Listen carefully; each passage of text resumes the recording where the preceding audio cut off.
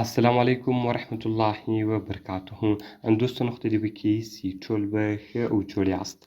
دوستانو که چېرته تاسو غواړئ چې د خپل موبایل مې درکن ته ښایسته جوړ کړئ او درکن ته ښایسته ډیزاین ورکړئ، نو د نن په دغه ویډیو کې به زه تاسو ته دغه طریقه درښیم چې تاسو څنګه کولی شئ چې خپل موبایل مې درکن ته پروفیشنله جوړ کړئ او درکن ته ښایسته ډیزاین په ودروئ.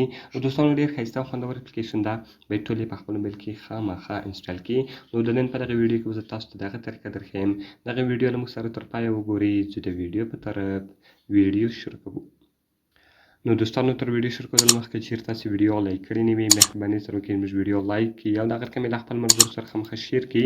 او که چیرته تاسو زموږ چینل نه سبسکرایب کړی، نو مهرباني سره وکړئ زموږ چینل درسره سبسکرایب کړئ. دوستانو د دې لپاره به تر ټولو مخکې تاسو په خپل موبایل کې یو اپلیکیشن ډاونلوډ کړئ.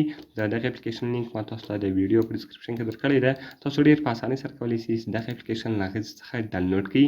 کله چې دوستانو تاسو دغه اپلیکیشن په خپل موبایل کې ډاونلوډ کړئ، الفا لانچر ده، دغه رقم دغه تاسو په خپل موبایل کې خلاص کړئ او دغه رقم تاسو په کنټینیو بټن باندې کلیک وکړئ. کله چې ګوره دوستانو تاسو په کنټینیو بټن باندې کلیک وکړئ، دغه رقم به دغه اپلیکیشن ستاسو په موبایل کې خلاص شي او ډیزاین به ټوټل تاسو په موبایل باندې اپلای شي.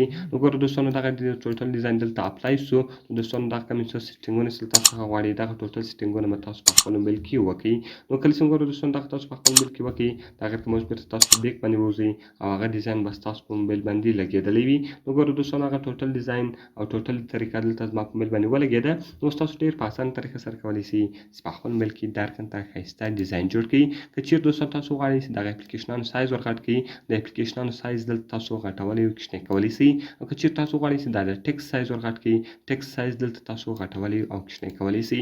دغه رقم ګوره دوستانو اوس که چیرته تاسو غواړئ چې له دې څخه دا عنوان ختم کړئ، نو هغه عنوان دلته دوستانو تاسو ختمولی شئ. دوستانو اوس که چیرته تاسو غواړئ چې دې ته عنوان ورکړئ، هغه عنوان دې له دې سره اپلیکیشنان سره ښکاره وي، تاسو په دې باندې کلیک وکړئ. او که تاسو غواړئ چې دا عنوان دې پټ شي، نو تاسو په دې باندې کلیک وکړئ، عنوان به بېرته پټ شي. او په سرچ کې دوستانو هغه تاسو سرچولی شئ.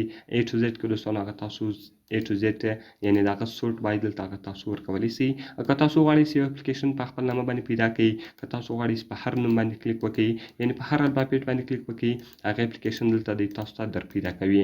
نو دوستانو ډېر ښایسته او خوندور اپلیکیشن ده. که غواړئ چې خپل موبایل مې درکن ته ښایسته جوړ کړئ او درکن ته ښایسته ډیزاین په ودروئ، نو باید دغه اپلیکیشن ټول په خپل موبایل کې خامخا انسټال کړئ.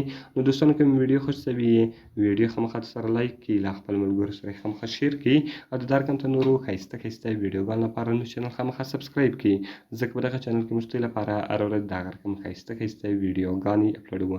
نو دوستانو په دعاګانو کې مې یاد ساتئ. ملاوي په نورو ښایسته ویډیوګانو کې. د خدای په امان.